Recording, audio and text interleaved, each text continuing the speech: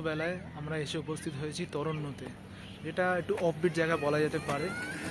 খুব একটা সবাই জানে বলে আমার জানা নেই এই জায়গাটাকে। তো চলো দেখা যাক কি কি আছে এখানে।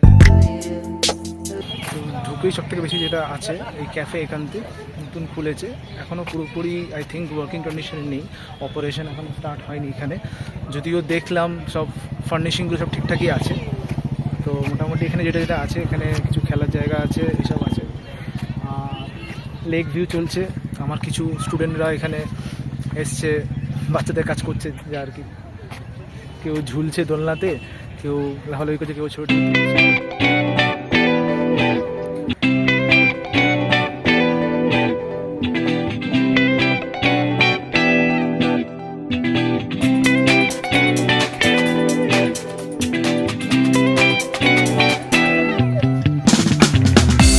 কিছুজন খেলছে র্যাকেট, ওই যে দূরে দেখা যাচ্ছে স্টুডেন্টগুলো আমার খেলাধুলা করছে।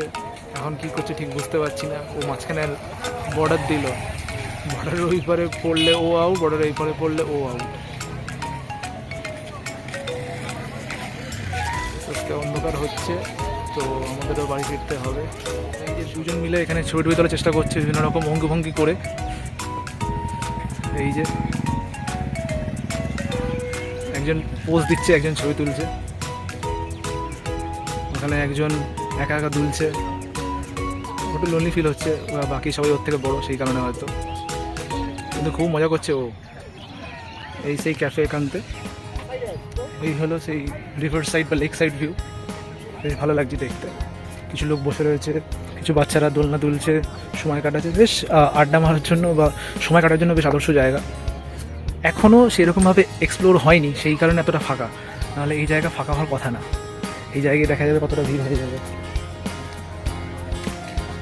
তো ওখানে কিছু স্টুডেন্ট বসে রয়েছে, নিজের মধ্যে গুটুর গুটুর গুটুর গুটুর করছে, জানেও না এখান দিয়ে ভিডিও করছি। দূরে দেখা যাচ্ছে সূর্য আস্তে আস্তে ডুবছে, যাওয়ার টাইম প্রায় হয়ে আসলো। এটা ক্যাফে এখানতে ব্যাক সাইড ভিউ।